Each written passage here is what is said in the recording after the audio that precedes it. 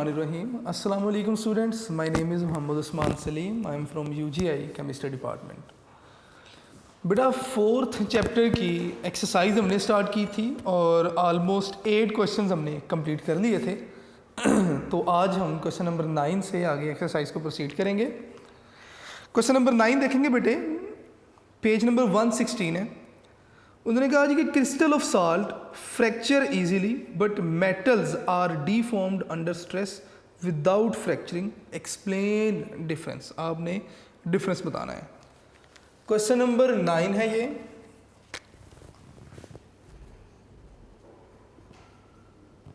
तो डिफरेंस देख लेते हैं। ये आयोनिक क्रिस्टल है, यहां पे हमने आयोनिक क्रिस्टल के लिए बात की, और ये मेटेलिक क्रिस्टल है।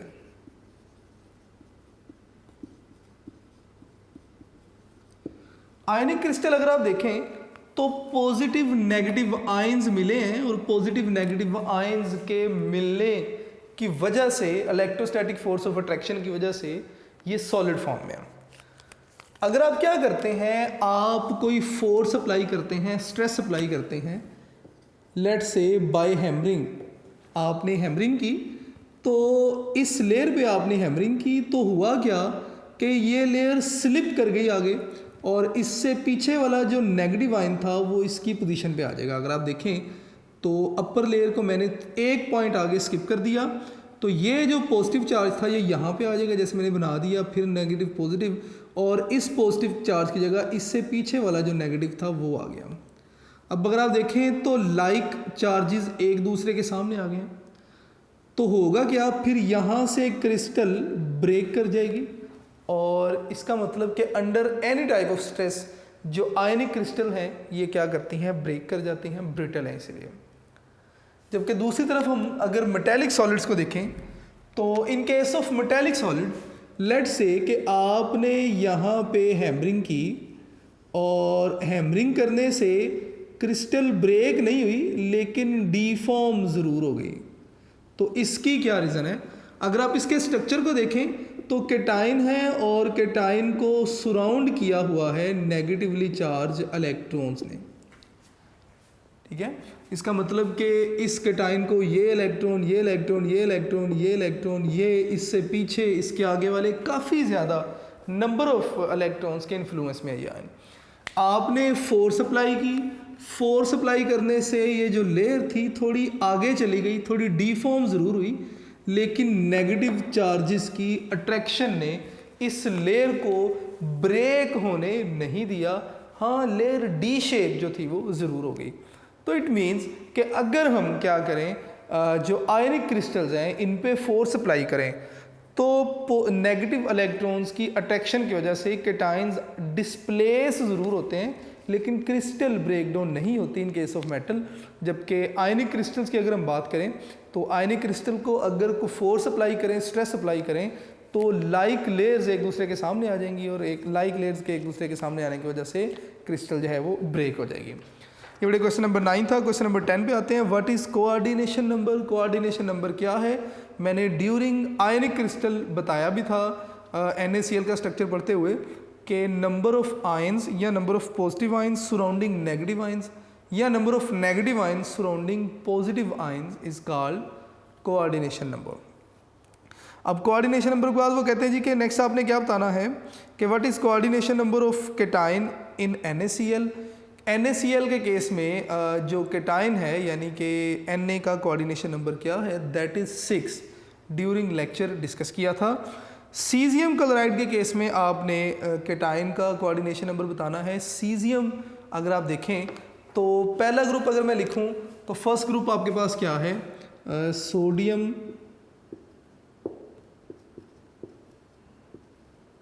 सीजियम। सीजियम फर्स्ट ग्रुप के लास्ट में आता है, और हमें पता है कि साइज डाउनवर्ड क्या होता है, इंक्रीज होता है। इसका मतलब सीजियम का साइज़ काफ़ी ज़्यादा जो है वो इंक्रीज साइज़ है, बड़ा साइज़ है। तो होता क्या है कि साइज़ बड़ा होने की वजह से इसको ज़्यादा जो नेगेटिव आयन है वो सराउंड कर सकते हैं, इसलिए सीजियम क्लोराइड का जो कोऑर्डिनेशन नंबर है वो 8 होता है। ठीक है, सीजियम का कोऑर्डिनेशन नंबर 8 होता है इन सीजियम क्लोराइड। तो इसके जो दोनों का डिफरेंस है वो रीज़न यही है कि सोडियम का साइज़ स्मॉलर है as compare to caesium chloride, इसलिए सोडियम का कोऑर्डिनेशन नंबर भी क्या है, कम है। नेक्स्ट देखेंगे बेटे question number 11, give example of ionic solid, molecular solid, covalent, macromolecular solids, और इसके अलावा what are the factors which determine whether each of this type of solid will dissolve in water और नॉट। सबसे पहले तो आपने एग्जांपल बतानी है। आयनिक सॉलिड की एग्जांपल क्या है, NaCl है, ठीक है। इसी तरह KCl है। मॉलिक्यूलर सॉलिड की एग्जांपल क्या है, ड्राई आइस, यानी कि कार्बन डाइऑक्साइड को अगर हम क्या करें, फ्रीज़ कर दें, ड्राई आइस कहलाती है। इसी तरह शुगर है मॉलिक्यूलर सॉलिड्स की एग्जांपल। इस तरह आगे चलें अगर तो covalent macromolecular solids, covalent solids क्या थे, जो एटम्स के दरमियान कोवलेंट बॉन्ड से बनेंगे। और मैक्रोमॉलिक्यूलर सॉलिड में आपके पास जाइंट स्ट्रक्चर्स आ जाते हैं, जिसमें कार्बन है, डायमंड है, सिलिकॉन कार्बाइड है, एल्यूमिनियम नाइट्राइड है, ठीक है। ये सारे जाइंट स्ट्रक्चर्स में आ जाते हैं। कौन कौन सी फोर्सेस हैं जो इनके पार्टिकल्स को कंबाइन रखती हैं। आयनिक सॉलिड्स के केस में हमने ऑलरेडी डिस्कस किया कि आपके पास electrostatic force of attraction between ions. इसी तरह नेक्स्ट हमने जो था वो कोवलेंट सॉलिड के केस में डिस्कस किया कि कोवलेंट बॉन्ड्स हैं। मॉलिक्यूलर सॉलिड्स के केस में इंटर मॉलिक्यूलर फोर्सेस हैं, जो कि डाइपोल भी हो सकती हैं या वेंडरवाल फोर्सेस भी हो सकती हैं, LDF वगैरह। क्वेश्चन नंबर 11 भी बेटा हो जाएगा। क्वेश्चन नंबर 12 पे आते हैं, और इम्पोर्टेंट क्वेश्चन है क्वेश्चन नंबर 12, और इसमें से जो क्वेश्चन है वो बार बार रिपीट हुए हैं एग्जाम के लिए, मैं साथ साथ बताता जाऊंगा आपको। क्वेश्चन नंबर 12 में सबसे पहले अगर आप क्वेश्चन देखें तो वो कहते हैं जी कि sodium is softer than copper but both are very good electrical conductor. Sodium copper से जो है वो सॉफ्टर है, लेकिन दोनों अच्छे कंडक्टर है। रीज़न क्या है, मैं यहाँ पे लिख रहा हूँ जी क्वेश्चन नंबर 12,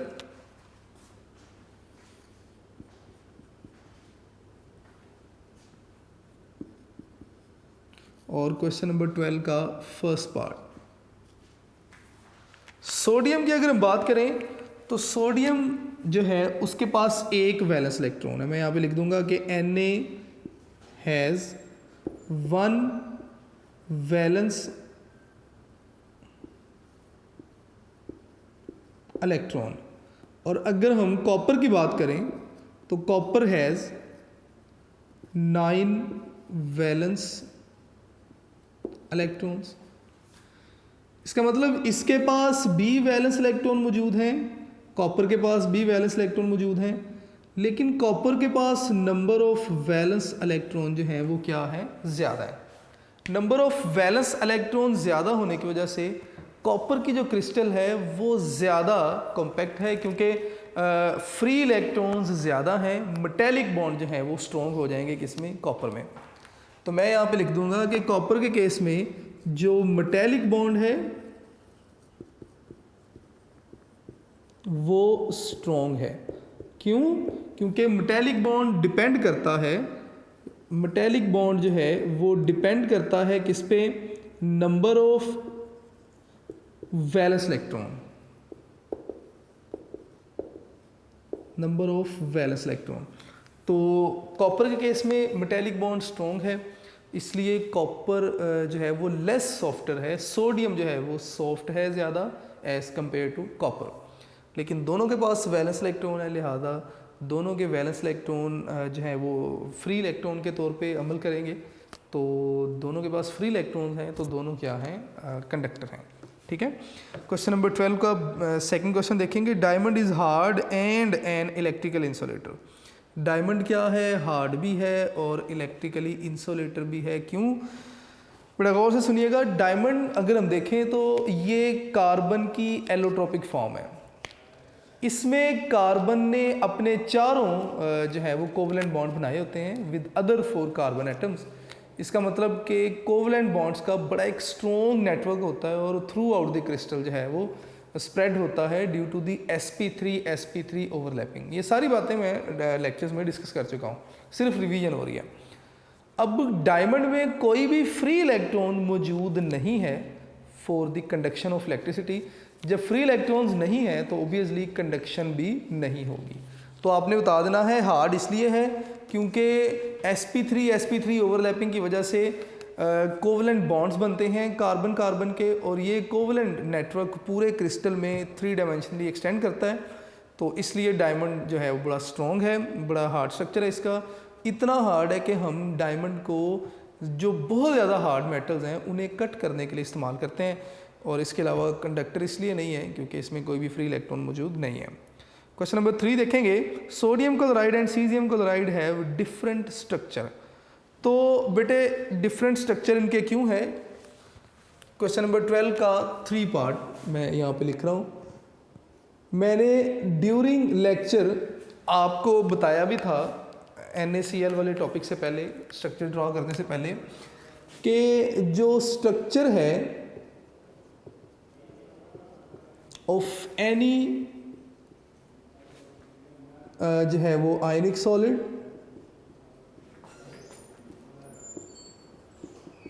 ये डिपेंड करता है, ये बेटे डिपेंड करेगा रेडियस रेशो पे। तो मैं यहाँ पे लिखूंगा डिपेंड्स अपॉन रेडियस रेशो। और रेडियस रेशो मैंने आपको बताई भी थी कि रेडियस रेशो क्या है। ये बेटे आपके पास radius of cation by radius of anion, radius ratio equal to radius of cation by radius of cation. चले मैं केटाइन को रेड से लिख देता हूँ ताकि हमें दोनों में डिफरेंस पता रहे, और रेडियस ऑफ एनाइन, यानी कि इन दोनों की रेडियस जो रेशो है, किसी भी क्रिस्टल आयनिक सॉलिड का जो क्रिस्टल स्ट्रक्चर है वो रेडियस रेशो पे डिपेंड करता है। अब 2 क्रिस्टलाइन सॉलिड की बात की उन्होंने, एक आपके पास NaCl है और दूसरा सीजियम क्लोराइड है।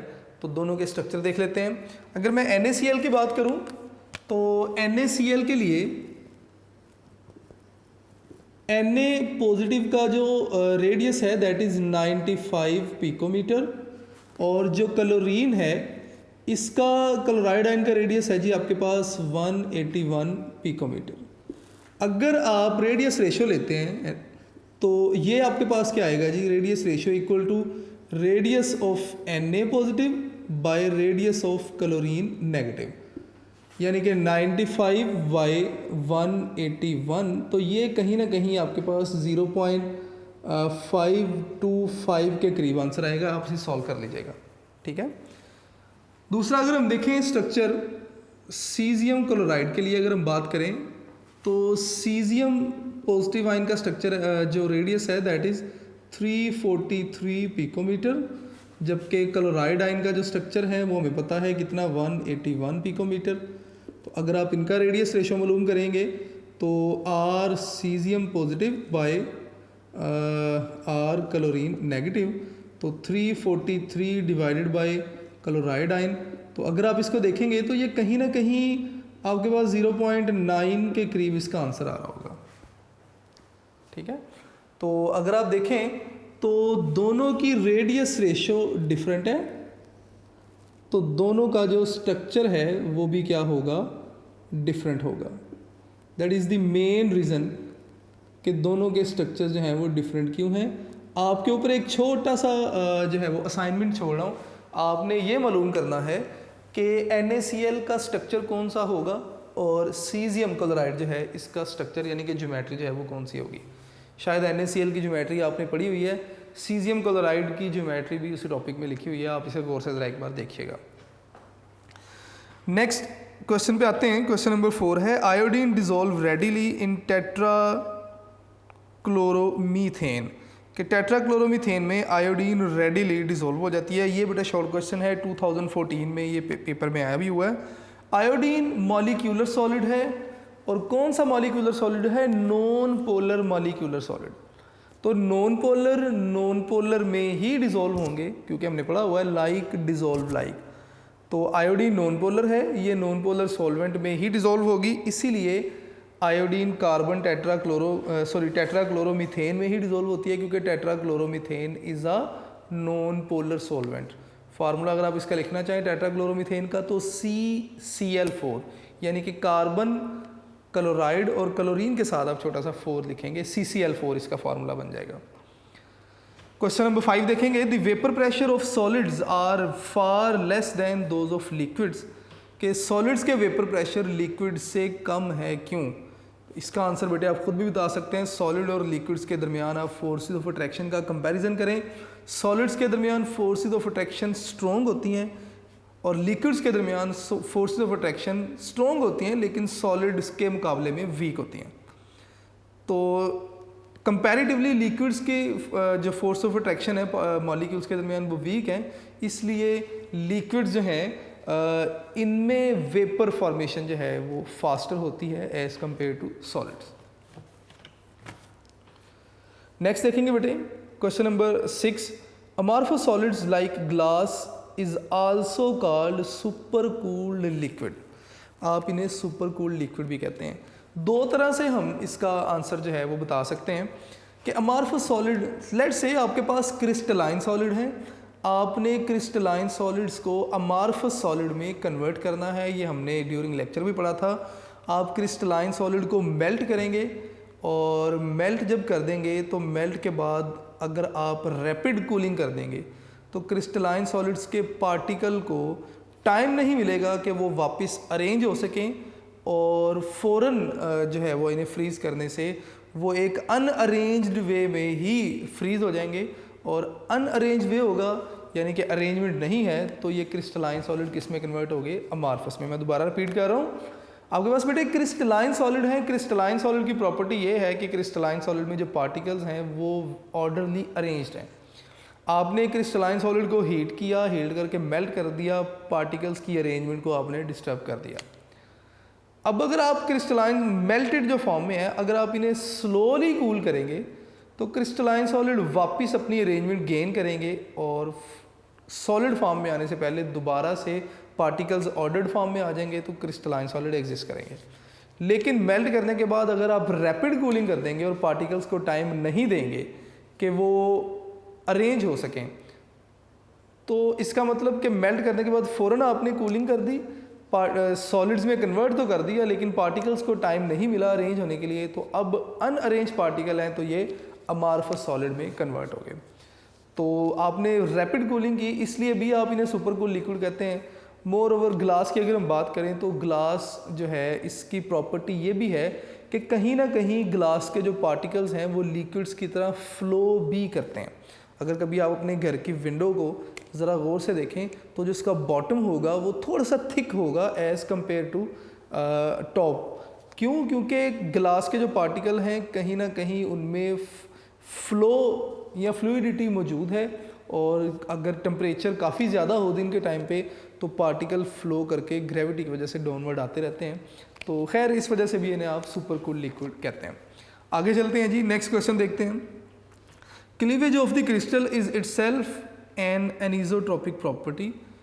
के क्लीवेज एनिसोट्रोपिक प्रॉपर्टी है, हमने टॉपिक में भी इससे डिस्कस किया था कि डायरेक्शन चेंज करने से जो क्लीवेज प्लेन है वो चेंज हो जाते हैं। तो इट मीन्स के क्लीवेज क्या है? एनिसोट्रोपिक प्रॉपर्टी है क्योंकि ये डायरेक्शन पे डिपेंड करती है और डायरेक्शन डिपेंडेंट प्रॉपर्टीज़ जो हैं वो एनिसोट्रोपिक प्रॉपर्टीज़ कहलाती हैं। नेक्स्ट क्वेश्चन देखेंगे जी, the crystal showing isomorphism mostly have the same atomic ratio.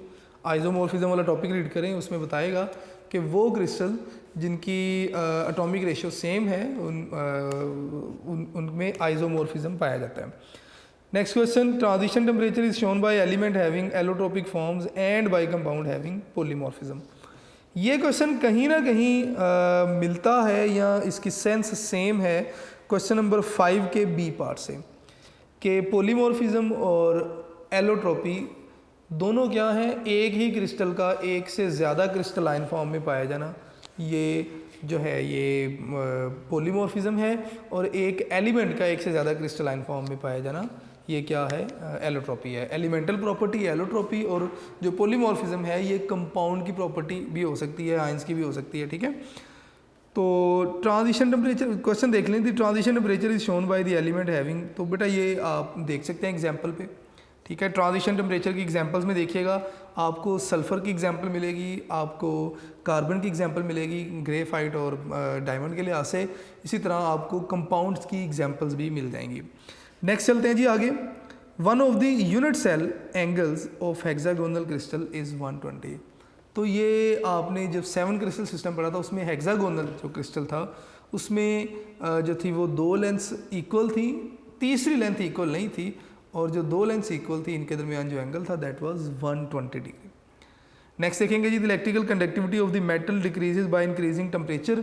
Metals वाले पोर्शन में मेटल्स की कंडक्शन में हमने डायग्राम की हेल्प से सीखा था कि अगर आप मेटल्स का टेम्परेचर बढ़ाएंगे तो मेटल के जो एटम्स हैं उनकी वाइब्रेटरी मोशन या उनकी वाइब्रेशन का जो एम्पलीट्यूड है वो इंक्रीज़ होगा, इलेक्ट्रॉन्स को गुजरने में मुश्किल होगी, इलेक्ट्रॉन्स के रास्ते में रुकावट को ही हम रेजिस्टेंस कहते हैं।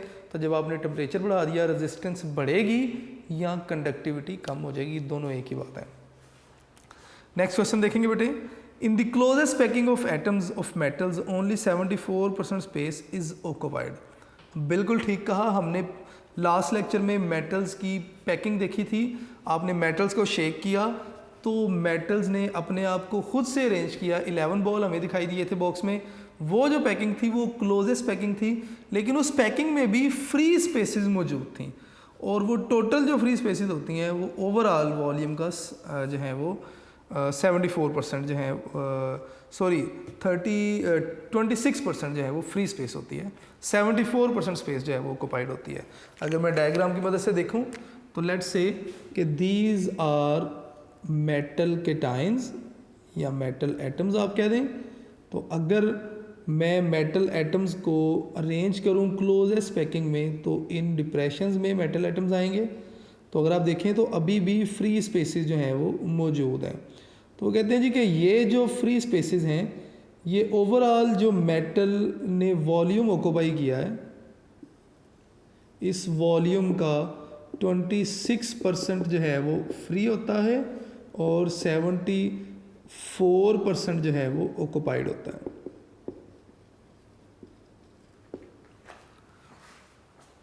नेक्स्ट क्वेश्चन देखेंगे बेटे ज़रा, आयनिक क्रिस्टल्स। अच्छा बेटा ये भी याद रखिएगा कि क्वेश्चन नंबर जो 9 हमने डिस्कस किया था ट्रांजिशन टेम्परेचर वाला, ये 2014 में भी आया है, बोर्ड में 17 में भी आया है। इसी तरह क्वेश्चन नंबर आए अब आप 12 पे, ये 2014 में 18 में रिपीट हुआ है, ठीक है। क्वेश्चन नंबर अब आप हमारे हैं जी 13 पे। ये बोर्ड में 2014 में क्वेश्चन आया हुआ है, आयनिक crystals don't conduct electricity in solid state. Obviously जब सॉलिड स्टेट में आयनिक क्रिस्टल होगी तो पार्टिकल्स के दरमियान स्ट्रॉन्ग फोर्सेस ऑफ अट्रैक्शन है। केटाइंस और एनाइंस के दरमियान केटाइन एनाइन स्ट्रॉन्गली बाइंडेड है, ये क्रिस्टल में मूव नहीं कर सकते। तो जब चार्ज मूव नहीं कर सकते तो हम कहते हैं जी कंडक्शन नहीं हो रही। तो आप बताएंगे कि जो केटाइंस और एनाइंस हैं वो स्ट्रॉन्गली बाइंडेड हैं एक दूसरे के साथ और विद इन दिस स्ट्रक्चर वो मूव नहीं कर सकते। तो जब ये मूव नहीं करेंगे तो लिहाजा फ्लो ऑफ करंट भी नहीं होगा।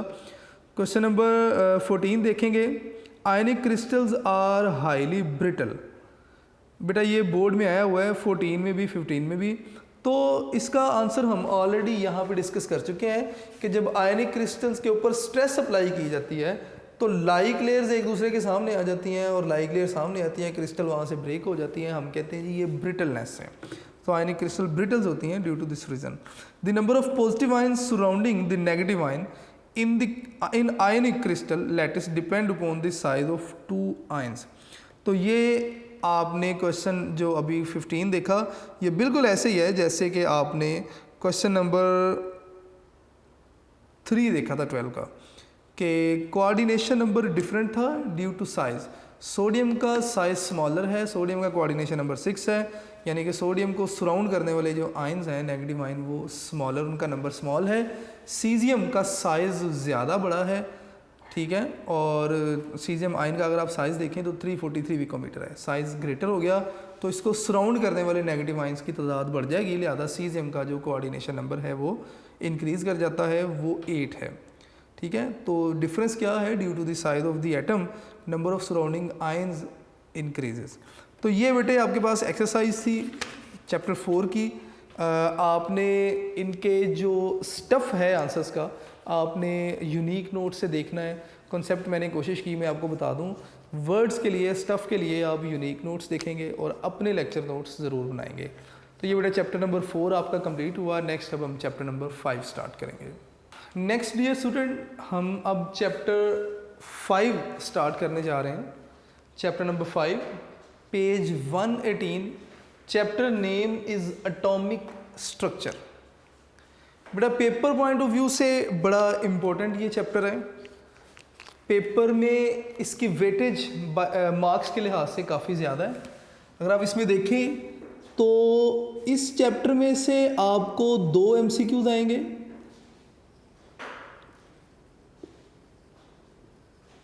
दो आपको बेटे इसमें से MCQs आएंगे। इसी तरह इस चैप्टर में से आपको 4 शॉर्ट क्वेश्चन आएंगे और इस चैप्टर में से आपको 4 मार्क्स का एक लॉन्ग क्वेश्चन भी आएगा, ठीक है। और क्वेश्चन नंबर 6 का बी पार्ट जो कि लॉन्ग क्वेश्चन है वो भी इसी चैप्टर में से आएगा।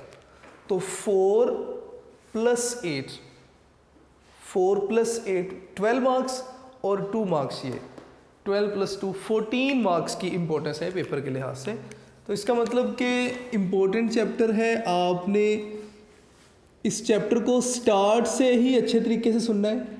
अगर आपको मुश्किल आए तो आप LMS पे कमेंट कीजिए। इसके साथ साथ आपको कॉन्टैक्ट्स दे दिए गए हैं, आप कॉन्टैक्ट पे जो है वो नंबर पे कॉन्टैक्ट भी कर सकते हैं। तो स्टार्ट करते हैं बेटे बात को। एटॉमिक स्ट्रक्चर हम पढ़ने जा रहे हैं आज। तो एटॉमिक स्ट्रक्चर में सबसे पहली हेडिंग अगर आप देखेंगे तो दैट इज सब एटॉमिक पार्टिकल्स।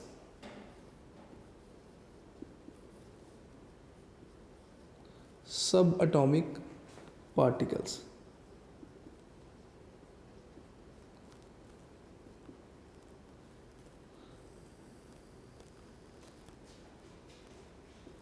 मैं स्ट्रक्चर ऑफ एटम से अपनी बात को स्टार्ट करूंगा।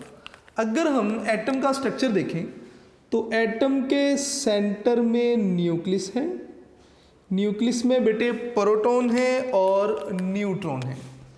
तो मैं यहाँ पे लिख देता हूँ, न्यूक्लियस में प्रोटॉन है और प्रोटॉन के साथ साथ क्या है, न्यूट्रॉन है। उसके बाद न्यूक्लियस के बाहर शेल्स मौजूद है और इन शेल्स में इलेक्ट्रॉन्स मौजूद होते हैं। न्यूक्लियस के बाहर जो शेल्स वाला पोर्शन है इसे आप एक्स्ट्रा न्यूक्लियर पार्ट भी कहते हैं और इस हिस्से में इलेक्ट्रॉन्स जो हैं वो मौजूद हैं। किस एटम में कितने इलेक्ट्रॉन मौजूद होंगे, it depends upon the atomic number of the atom. अब इसका मतलब ये हुआ कि फिलहाल जो अभी तक हमने सीखा कि एटम के न्यूक्लियस में प्रोटॉन है और बाहर एक्स्ट्रा न्यूक्लियर पार्ट में क्या है, इलेक्ट्रॉन्स हैं। तो इन्हीं पार्टिकल्स को हम फंडामेंटल पार्टिकल्स भी कहते हैं। तो फंडामेंटल पार्टिकल कौन से हो गए,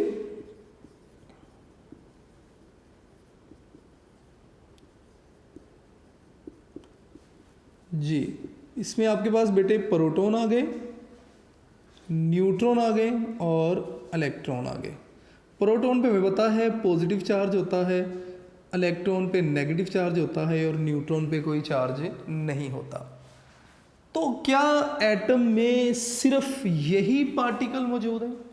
नहीं, एटम में आपने फर्स्ट चैप्टर के फर्स्ट पेज पे पढ़ा हुआ है कि मोर देन 100 सब एटॉमिक पार्टिकल्स जो हैं वो मौजूद हैं। शुरू में यही समझा जाता था कि यही एटम है और एटम को फर्दर सब डिवाइड नहीं किया जा सकता। ये डाल्टन का आइडिया था। डाल्टन कहता था जी कि एटम को हम फर्दर डिवाइड नहीं कर सकते। तो मैं यहाँ पे लिख देता हूँ कि एटम क्या था, इनडिविजिबल था। लेकिन बाद की रिसर्च ने, एक्सपेरिमेंट्स ने हमारे इस आइडिया को रेडिकली चेंज कर दिया और हमने देखा कि हम एटम को इसके ना सिर्फ सब एटॉमिक पार्टिकल्स में डिवाइड करते हैं बल्कि फर्दर हमें न्यूक्लियस से मोर देन 100 सब एटॉमिक पार्टिकल्स मिले, जिनमें हाइड्रोन, न्यूट्रिनो, एंटी न्यूट्रिनो, पाइजोन, मीजोन, ये सारे पार्टिकल्स मौजूद थे। तो मैं यहाँ पे लिख देता हूँ कि एटम में मोर देन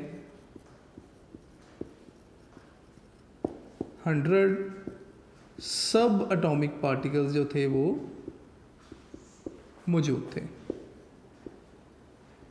लेकिन हमारे इस चैप्टर में ये जो हमारे 3 फंडामेंटल पार्टिकल हैं, इलेक्ट्रॉन है, प्रोटॉन है और न्यूट्रॉन है, हम सिर्फ इन्हीं को स्टडी करेंगे।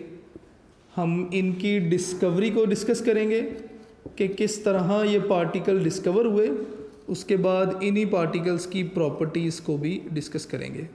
ठीक है, इसी तरह हम क्या करेंगे जी, प्रोटॉन की डिस्कवरी डिस्कस करेंगे और उसके बाद किन पार्टिकल इसकी प्रॉपर्टीज़ को डिस्कस करेंगे और इसी तरह हम न्यूट्रॉन की डिस्कवरी जो है वो देखेंगे और उसके बाद न्यूट्रॉन की प्रॉपर्टीज़ को भी डिस्कस करेंगे। तो हमारा जो 5th चैप्टर का अर्ली पोर्शन है वो ये है और ये पोर्शन आप ऑलमोस्ट जूनियर क्लासेस में सीख के आ चुके हैं। ठीक है, तो आज हम हमारा जो इलेक्ट्रॉन की डिस्कवरी है इस पोर्शन को स्टार्ट करेंगे। तो नेक्स्ट हेडिंग में लिखूंगा जी, डिस्कवरी ऑफ इलेक्ट्रॉन या कैथोड रेस।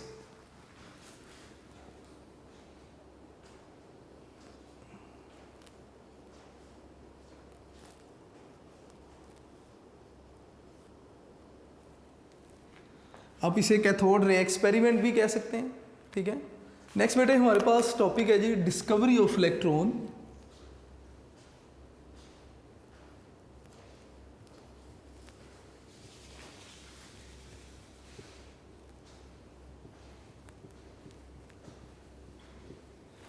जिन्हें आप कैथोड रेज भी कहते हो। अब सबसे पहले डायग्राम देख लेते हैं। अगर आप इस डायग्राम को देखें तो ये डिस्चार्ज ट्यूब है जी हमारे पास। मैं यहाँ पे लिख देता हूँ कि ये क्या है, डिस्चार्ज ट्यूब है। ठीक है, डिस्चार्ज ट्यूब में ये 2 आपके पास क्या हैं, इलेक्ट्रोड्स हैं। एक पॉजिटिव है और एक नेगेटिव है। तो ये लेट से पॉजिटिव इलेक्ट्रोड है और ये क्या है, नेगेटिव इलेक्ट्रोड है।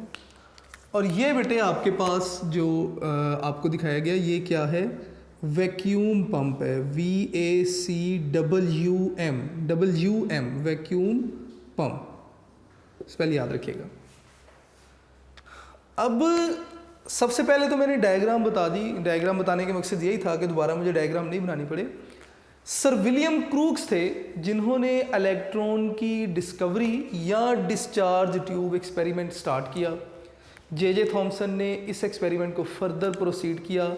जे पेरिन थे, उन्होंने E/m वैल्यू मालूम की चार्ज पे, इलेक्ट्रॉन पे, और इसी तरह स्टोनी ने जो था वो इन रेस को इलेक्ट्रॉन्स का नाम दिया। इसका मतलब कि ये डिस्कवरी सिर्फ कोई एक साइंटिस्ट ने, सर विलियम क्रूक्स ने नहीं सिर्फ की, ये नंबर ऑफ साइंटिस्ट हैं जिन्होंने इनकम्प्लीट आगे एक्सपेरिमेंट्स को फर्दर कंप्लीट करते गए या अपने नए एक्सपेरिमेंट से इंफॉर्मेशन को फर्दर ऐड करते गए। ठीक है, तो अपनी बात को स्टार्ट करूंगा कि सर विलियम क्रूक्स थे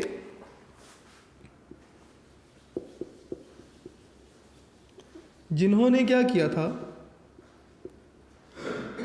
एक्सपेरिमेंट ये परफॉर्म किया था। विलियम क्रूक्स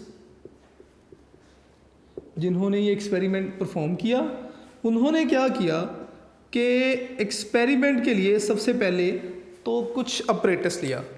और अपरेटस क्या था हमारे पास, मैं सबसे पहले यहाँ पर बेटे अपरेटस लिखूंगा।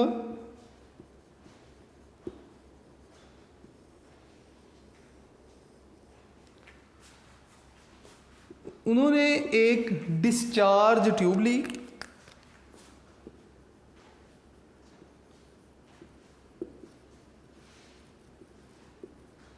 जिसकी डायग्राम मैंने आपको दिखाई अभी बोर्ड पे। नेक्स्ट उन्होंने क्या किया, 2 इलेक्ट्रोड्स लिए। मैं यहाँ पे लिख दूंगा जी इलेक्ट्रोड्स।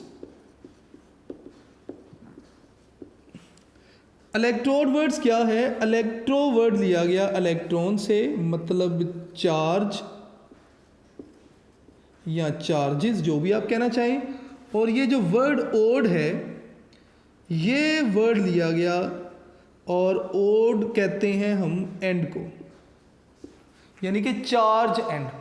तो 2 तरह के हमारे पास इलेक्ट्रोड हैं, एक कैथोड है और एक क्या है, एनोड है। एनोड पे बेटे पॉजिटिव चार्ज होता है और कैथोड पे नेगेटिव चार्ज होता है, ये आपने फ़र्क ध्यान में रखना है। नेक्स्ट हमने कोई गैस ली जो कि डिस्चार्ज ट्यूब में फिल की, या हमने वेपर्स ले लिए किसी भी सब्सटेंस के,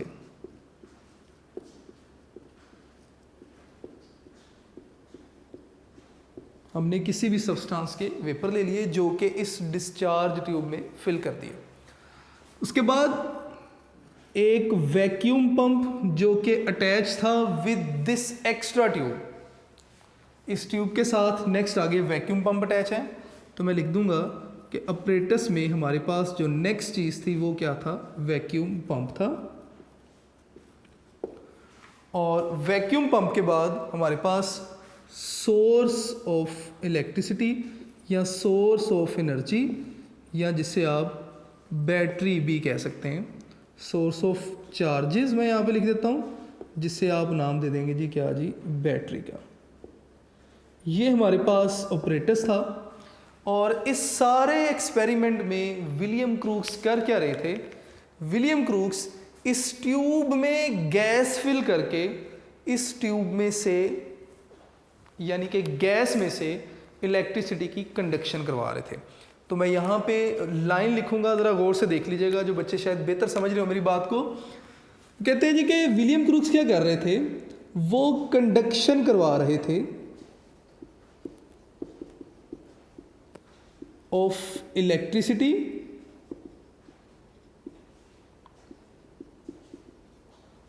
from gases at very low pressure, यानी कि बड़े ही लो प्रेशर पे क्या कर रहे थे, गैसेस में से इलेक्ट्रिसिटी कंडक्ट करवा रहे थे।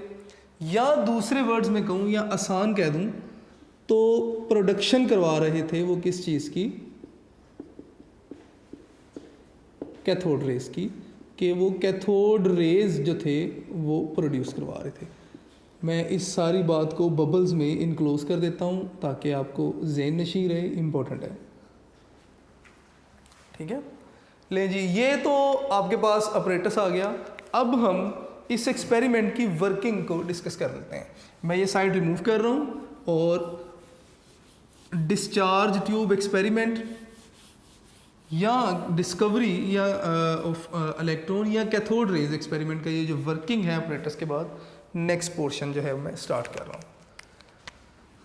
नेक्स्ट देखेंगे बेटे वर्किंग, हम इसकी देखेंगे। अब वर्किंग में मैं 3 हेडिंग्स बना दूंगा और उन 3 हेडिंग्स को देखते हुए हम चलेंगे। मैं यहाँ पे लिखूंगा जी pressure of gas inside discharge tube, के डिस्चार्ज ट्यूब में गैस का प्रेशर। नेक्स्ट हेडिंग हम लिखेंगे जी वोल्टेज जो आपने सप्लाई किया with the help of battery. और थर्ड हेडिंग हमारी ऑब्जर्वेशन क्या थी कि ट्यूब में आपको क्या ऑब्जर्वेशन जो थी वो आपने ऑब्जर्व की। शुरू में हमने ये एक्सपेरिमेंट किया रूम में जो प्रेशर होता है, और हमारे रूम में हमें पता है कि इस वक्त हम कितना प्रेशर जो है वो एक्सपीरियंस कर रहे हैं, 1 ATM। तो इसका मतलब मैं लिख सकता हूँ कि एट 1 ATM या 760 टॉर, तो 1 ATM या 760 टॉर हमने प्रेशर रखा और वोल्टेज कितने रखे, 5000 वोल्ट। तो हमें कोई किसी किस्म की कंडक्शन या कोई भी जो था वो ग्लो या कोई भी आपको यहाँ पे कोई ऑब्जर्वेशन हमने नहीं देखी। तो मैं यहाँ पे लिखूँगा कि नो चेंज या नो रिएक्शन, ठीक है, या नो रिजल्ट, जो भी आप लिखना चाहें। फिर हमने क्या किया, हमने प्रेशर को थोड़ा सा कम किया। एक्चुअली हमने नहीं, सर विलियम क्रूक्स ने प्रेशर को कम किया और कम करके कितना कर दिया, 0.1 टॉर। ये काफ़ी प्रेशर को जो था वो रिड्यूस कर दिया। प्रेशर रिड्यूस करने के साथ साथ वोल्टेज बढ़ा दिए 5000 से 10,000 वोल्ट जो थे वो वोल्टेज कर दिए। अब उन्होंने देखा तो दो तरह के काम जो थे वो यहाँ पे हो रहे थे, दो तरह की ऑब्जर्वेशन आ रही थी। एक तो कंडक्शन हुई, यानी कि गैस में से कंडक्शन स्टार्ट हुई, और दूसरा उन्होंने ग्लो देखा डिस्चार्ज ट्यूब में। और वो ग्लो क्या था कि जो पॉजिटिव प्लेट है उसकी बैक साइड पे ग्लो यानी कि चमक पैदा हो रही थी, ठीक है, जो कि इतनी ज़्यादा क्लियर जो थी वो नहीं थी। तो ग्लो होना शुरू होगी बैक साइड स्क्रीन की। अब उन्होंने क्या किया, उन्होंने फर्दर इस एक्सपेरिमेंट को और भी बेहतर तरीके से देखने के लिए प्रेशर और भी कम कर दिया। 0.1 से 0.01 टॉर जो था वो प्रेशर कर दिया, वोल्टेज इतने रखे। अब देखा तो क्या हुआ कि प्रॉपरली कंडक्शन होना शुरू हो गई, किसकी, कैथोड रेस की, या करंट फ्लो होना शुरू हो गया गैसेस में से, और एक फाइन या ओरिजिनल ग्लो आपको दिखाई देना शुरू हो गया। ये जो बैक साइड थी ट्यूब के, यहाँ पर एक प्रॉपर ग्लो दिखाई देना शुरू हो गया, या ये जो नेगेटिव से पॉजिटिव की तरफ जो प्लेट आ रही है, आपको इनसाइड द ट्यूब प्रॉपर एक ग्लोइंग लाइट सी दिखाई देना शुरू हो गई, ठीक है। तो उन्होंने कहा जी कि ये जो ग्लोइंग लाइट है ये due to the passing of current है थ्रू दी गैसेस, ठीक है।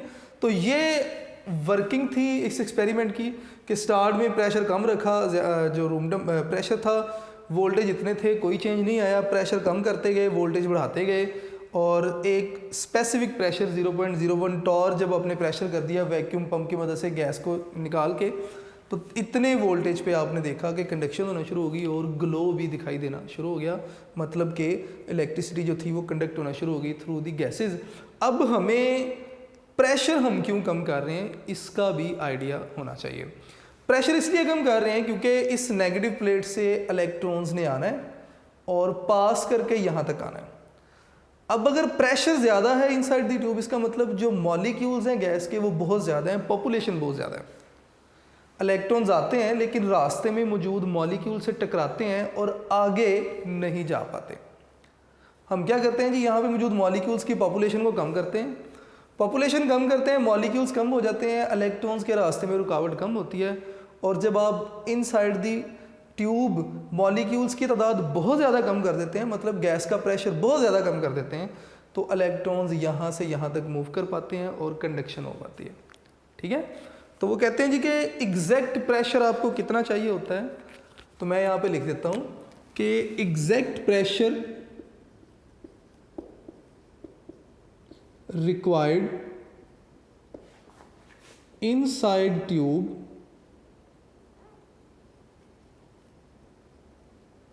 depends upon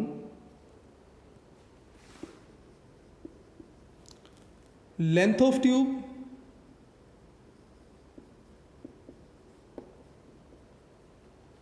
and voltage, कि कितने वोल्टेज आप दे रहे हैं। ये बेटे MCQ भी आया था, आपने इसको याद रखना है, ठीक है। तो ये वर्किंग है जी आपके पास डिस्चार्ज ट्यूब एक्सपेरिमेंट की। नेक्स्ट प्रॉपर्टीज़ हैं जो इंशाल्लाह हम नेक्स्ट लेक्चर में डिस्कस करेंगे। ये बेटे हमारा आज का लेक्चर था। आपने अपने लेक्चर नोट्स बनाने हैं, यूनिक नोट्स ज़रूर देखिएगा और अपना ढेर सारा ख्याल रखिएगा बेटे। नेक्स्ट लेक्चर में इंशाल्लाह नेक्स्ट टॉपिक के साथ हाजिर होंगे। अस्सलाम वालेकुम बेटे।